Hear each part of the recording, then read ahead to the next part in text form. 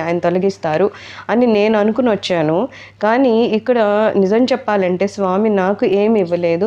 స్వామి చేసింది ఏంటంటే, నువ్వు లక్షాధికారివి ఆల్రెడీ. అంటే నీలోనే ఈ సమస్యలు అనేది నువ్వు కేవలం కల్పించుకుంటున్నావు తప్పితే నిజంగా నీకు సమస్యలు లేవు అని ఒక క్లారిటీ ఇచ్చారు. అలాగే ఆనందం, సంతోషం ఎక్కడో ఉందని నేను వెతుకుతున్నానే, అలా నువ్వు ఎక్కడో వెతుక్కోవాల్సిన అవసరం లేదు. నీలోనే సహజానంద స్థితి ఉంది. దాన్ని నువ్వు కనుక్కో అని చెప్పారు.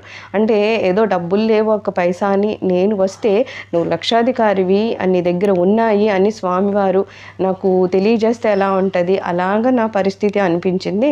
వచ్చినప్పుడు ఏమీ లేకుండా ఎంతసేపు ఏదో బాధలు, ఏదో సంకోచాలు, ఏవో సమస్యలు ఇవే పట్టుకుని వచ్చాను. అసలు జీవితంలో సంతోషం అనేది ఎక్కడ ఉండదో, అసలు దొరకదేమో అనే స్థితిలో నేను వస్తే లేదు, అంతా నీ దగ్గరే ఉంది అని స్వామివారు నాకు తెలియజేశారు అని చెప్పారు.